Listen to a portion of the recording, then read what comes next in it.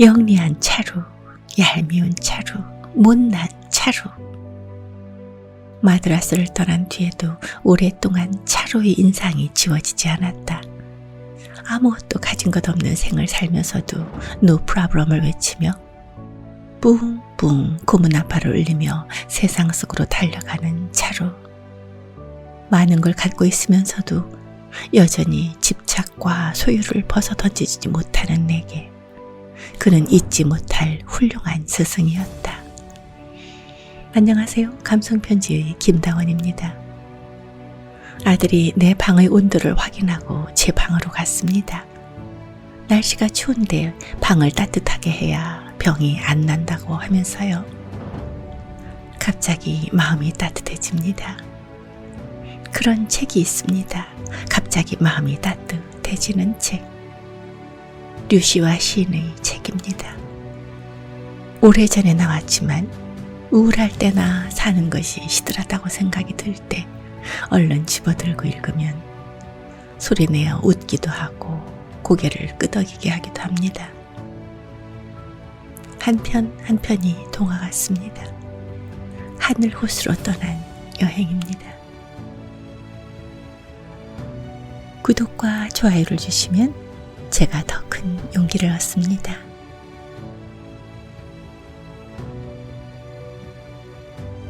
치루는 허풍쟁이였다.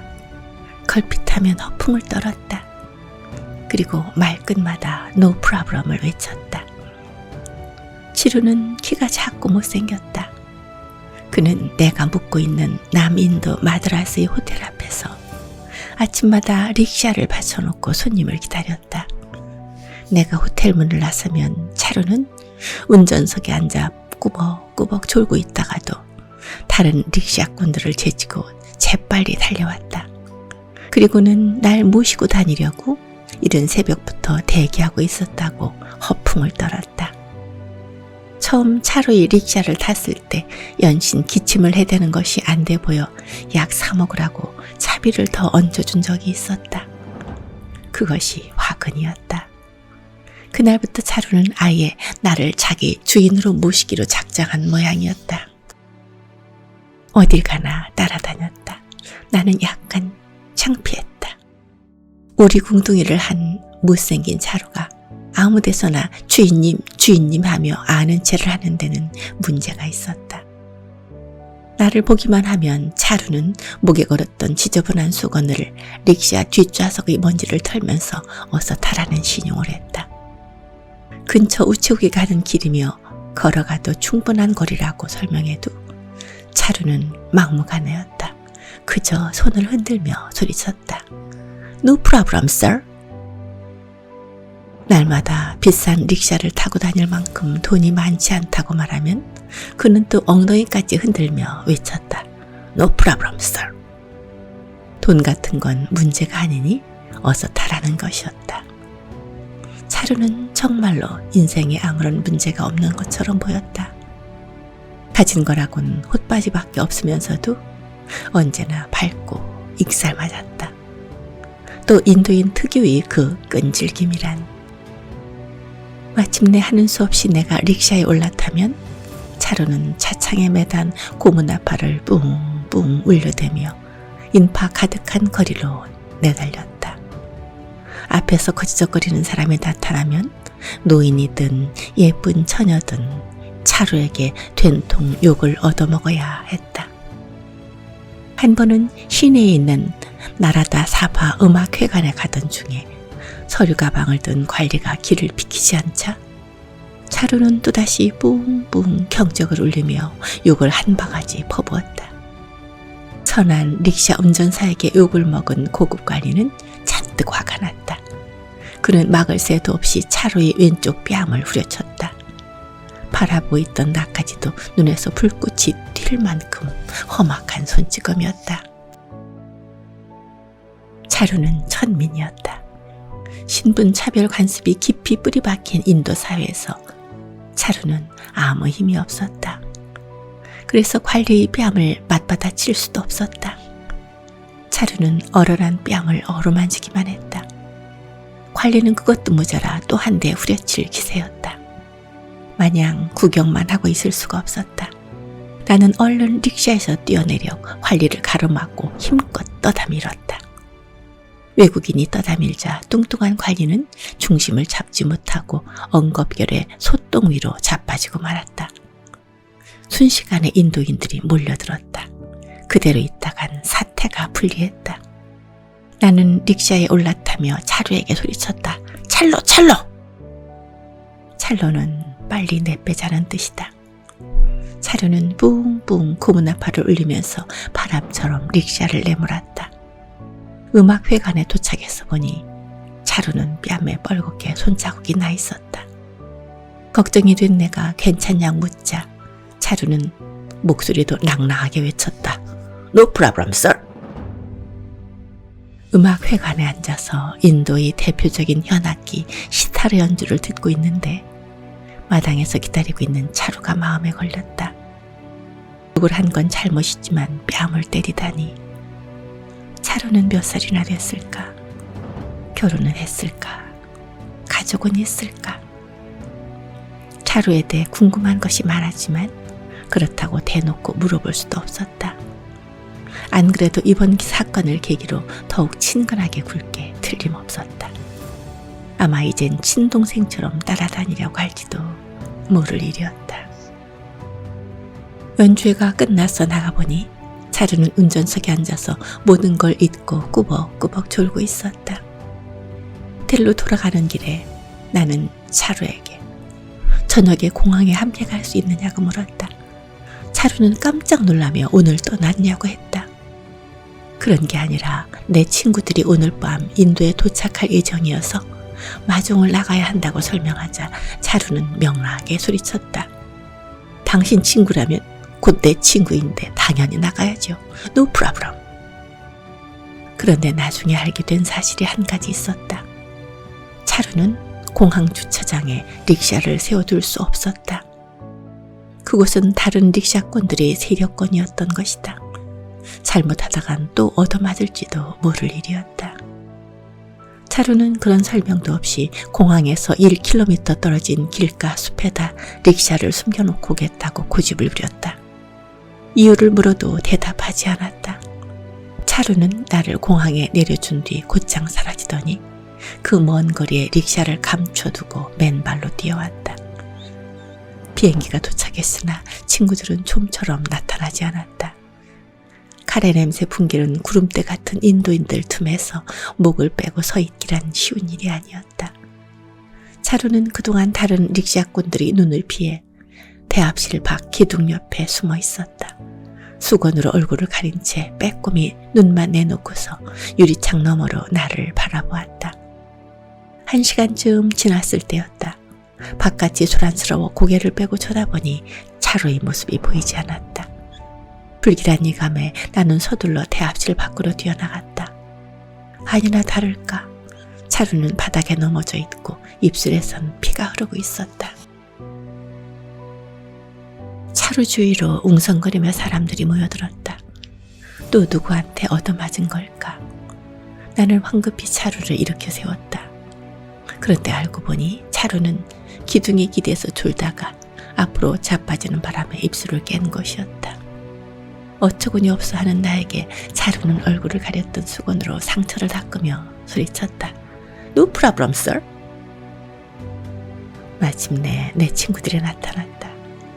번개처럼 뛰어가 릭샤를 가져온 차루는 내 친구들을 얼싸안으며 나이 둘도 없는 인도인 친구 행세를 하는 것이었다. 입술이 쿤타킨테처럼 부르튼 채로.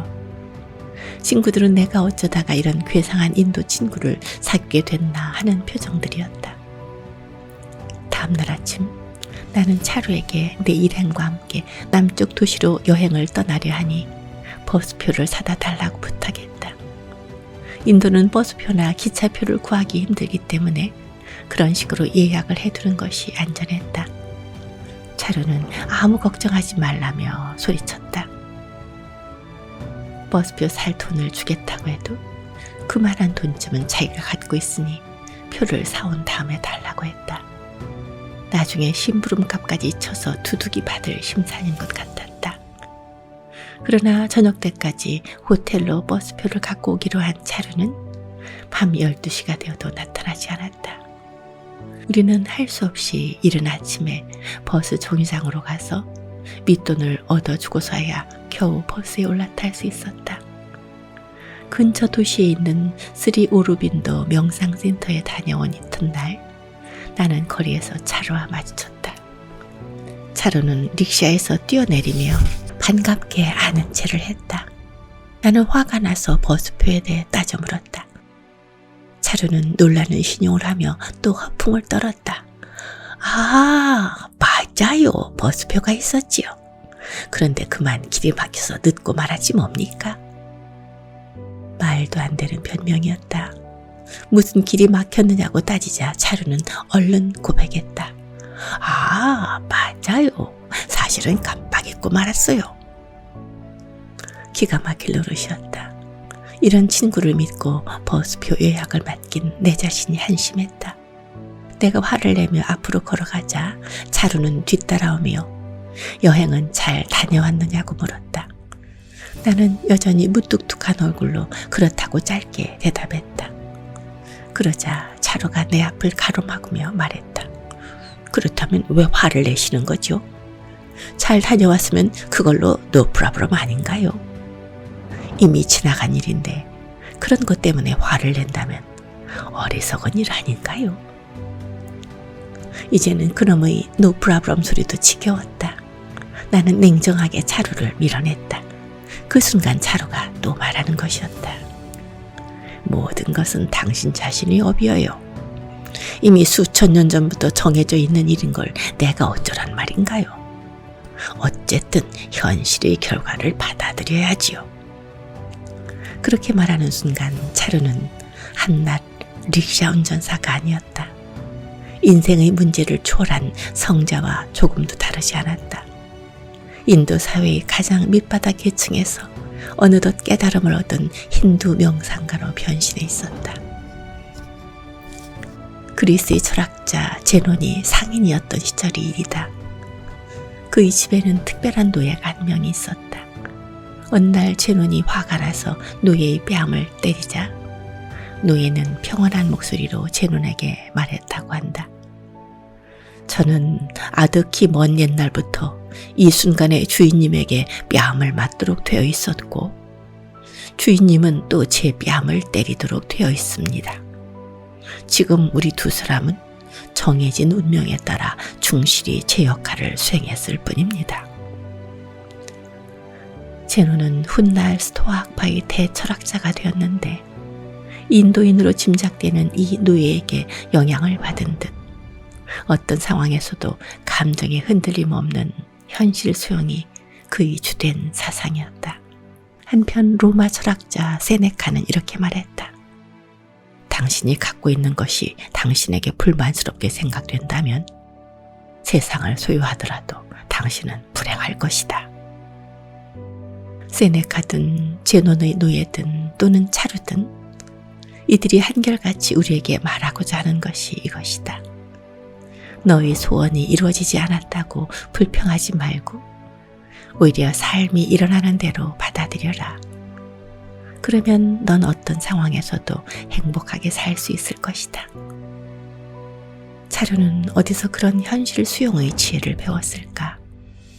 여러 명상센터를 수시로 드나들면서도 내가 얻어가지 못한 그것을 그는 어떻게 체득했을까? 나로선 불가해한 일이었다. 마드라스를 떠나는 날 아침 마지막으로 차루를 만났다. 작별 인사도 할 겸 그동안 타고 다닌 릭샤 값을 지불하기 위해서였다. 그러자 차루는 또 손을 흔들며 허풍을 떨었다. 돈은 주고 싶은 대로 주세요. 전 아무 문제 없습니다. 그럼 1루피 30원만 줘도 되겠느냐고 묻자 차루는 외쳤다. No problem. 그러면서 차루는 당당하게 덧붙였다. 1루피만 줘서 내가 행복하다면 그렇게 하라는 것이었다. 나는 이미 자기의 친구니까. 자기한테 중요한 것은 돈이 아니라 내 행복이라는 것이었다. 그리고 잠시만이 행복이 아니라 돈을 준 내 자신이 오래도록 행복할 수 있을 만큼 돈을 달라고 했다. 영리한 차루, 얄미운 차루, 못난 차루. 마드라스를 떠난 뒤에도 오랫동안 차루의 인상이 지워지지 않았다. 아무것도 가진 것 없는 생을 살면서도 노 프라브럼을 외치며 뿡뿡 고무나팔을 울리며 세상 속으로 달려가는 차루. 많은 걸 갖고 있으면서도 여전히 집착과 소유를 벗어던지지 못하는 내게 그는 잊지 못할 훌륭한 스승이었다. 앞으로 2편 더 읽어드리려고 합니다. 제가 즐겁기 위해서지요. 날씨가 추워지는데 건강 조심하면서 따뜻하게 입으세요. 고맙습니다. 토요일에 뵙겠습니다.